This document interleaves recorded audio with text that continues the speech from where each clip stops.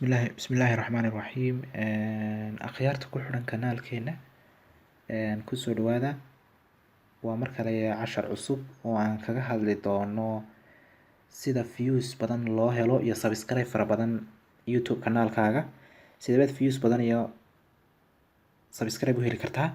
Baynu maanta ka duubi doonaa cashar.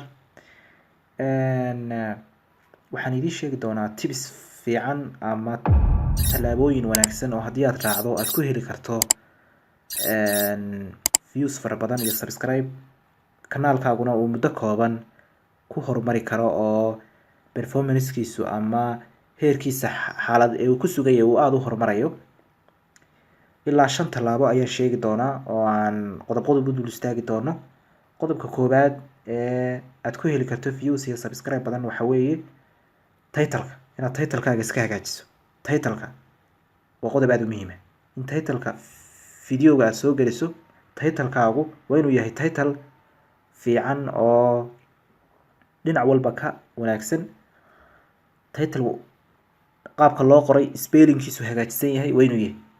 Haddii title-kaagu aanu saxsanayn oo qaabku uu qoran yahay uu khalkhaldan yahay oo qaladaad ku jiro, dadka ma soo jiidan karo, mana noqon karo title fiican oo dadka qurxin kara. Sidaa darteed waxyaabaha ugu muhiimsan ee la qiimeeyo waxaa ka mid ah title-ka. Title-ka video-ga aad u sameynaysaa waa inuu noqdaa title wanaagsan. Qodobka labaad waxa weeye description-ka.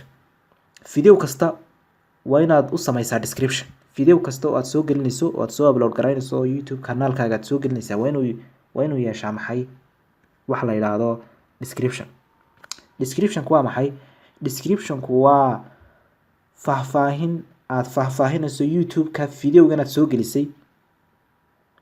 In yaroo description inaad qorto oo faahfaahina aad sharaxayso video-gani wuxuu ka kooban yahay, waxyaabaha uu ka hadlayo, mowduuca uu ka hadlayo, waxyaabahaas oo dhan aad ku sheegayso. Marka description-na waa inaad ku dartaa video-ga. Description-kaaguna waa inuu noqdaa description fara badan oo aad u badan, laakiin description-kaagu waa inuu noqdaa description nuxur leh oo faa'iido leh oo wax laga faa'iidi karo waa inuu noqdaa. Qodobka saddexaad oo muhiimka waxa weeye thumbnail. Thumbnail-kuna waa muhiim. Thumbnail wanaagsan waa inaad video kasta thumbnail-ku waa maxay? Thumbnail-ku waxa weeye waa cover-kan hore ee aad video-ga dushiisa imanaya ayaa la yiraahdaa thumbnail. Tusaale ahaan oo kale qaabkan oo kale tusaale ahaan aan idinku filan noocan oo kale weeye thumbnail-kan idin sheegaya. Haddaad noocan aragtaan sidaa darteed thumbnail-ku waa maxay? Thumbnail-ku waa cover-ka yar ama waa sawirka yar hore ee muuqaalka dushiisa imanaya ayaa la oranayaa thumbnail. Sidaa darteed thumbnail-kaagana YouTube thumbnail-kana waa inaad iska hagaajisaa oo thumbnail design-kiisu qurux badan iyo fiican yahay waa inaad design garaysataa oo aad soo saarataa si uu dadka u soo jiito. Qodobka afraad aynu marayno wuxuu noqonayaa maxay? YouTube tags. Tags-na waa inaad isticmaasho oo tags-ku waxyaabaha ugu muhiimsan buu ka mid yahay ee dadka views badan aad kaga heli kartid ama muuqaalkaaga uu dad badan gaari karo.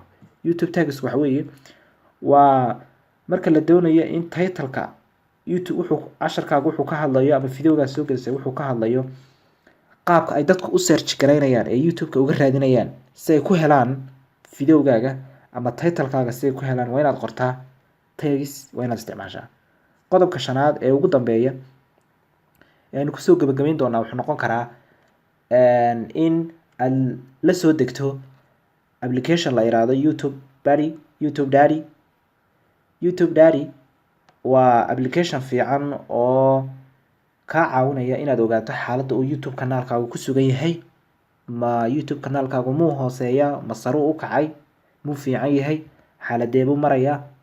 Sidaa darteed qodobkaasina waa qodob aad u muhiim oo ah inaad ogaato marxaladda uu ku sugan yahay YouTube-kaaga. Marka YouTube Daddy wuxuu kaa caawinayaa inaad ogaato YouTube-kaagu marxaladuu ku sugan yahay, haatan maanta halkuu marayo, xaguu shalay taagnaa, intee subscribe baad haysataa, intee views baad haysataa, intee qof baa comment ka bixisay, intee baad like haysataa.